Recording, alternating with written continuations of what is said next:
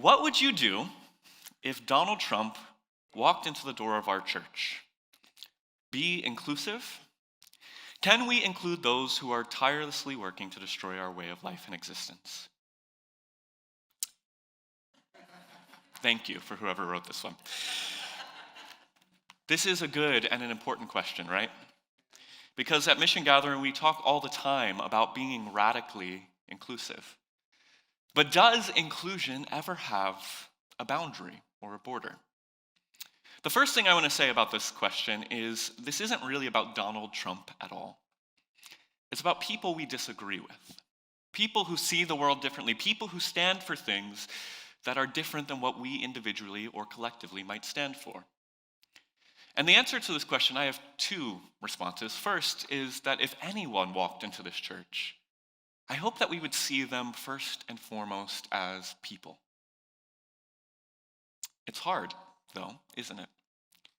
But every single person is made in the image and the likeness of our God. Every single person, no matter how much bad they've done in the world, is worthy of grace and love. That's the beauty of the gospel of Jesus. And so if Donald Trump walked into this church this morning, I hope that all of our posture would be to first and foremost see him not as the office that he holds, not as the positions that he espouses, but as a person, as somebody worthy of the love of God. Now, here's the second side of this. I've been writing and speaking and working with churches and communities about inclusion for about 8 years now.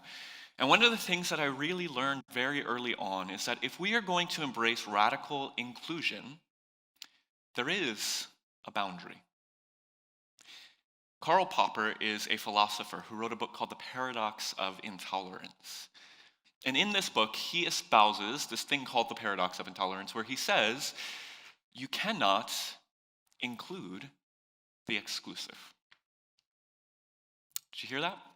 You cannot include the exclusive. Here's his actual quote. He writes, "Unlimited tolerance must lead to the disappearance of tolerance. If we extend unlimited tolerance even to those who are intolerant, if we are not prepared to defend a tolerant society against the onslaught of intolerance, then the tolerant will be destroyed and tolerance with them." Again, hard question here. But at Missiongathering, we do commit as a pastoral team to this. That as a church that says we are going to stand for the marginalized, those who have been cast aside by the church and by society, it means that sometimes we need to draw a line to protect people.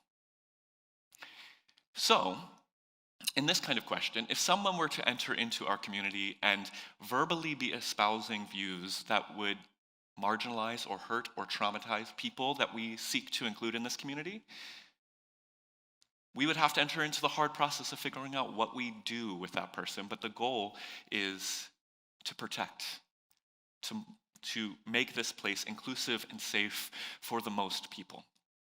And so this is the hard side of tolerance, isn't it? And I'm sure so many of us have this issue in our families or in friend groups, right? We have that family member who we love because they're our family member, but just keeps saying things or doing things or believing in things that are so anti who we are. On one hand, we have to reach out and try to extend love and grace. And then sometimes we need to draw a line and say, it's not healthy or good for me to be around this. You with me?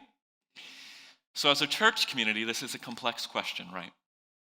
But the goal is always first and foremost to extend radical inclusion and embrace to everyone as people. The flip side of it is that we need to protect.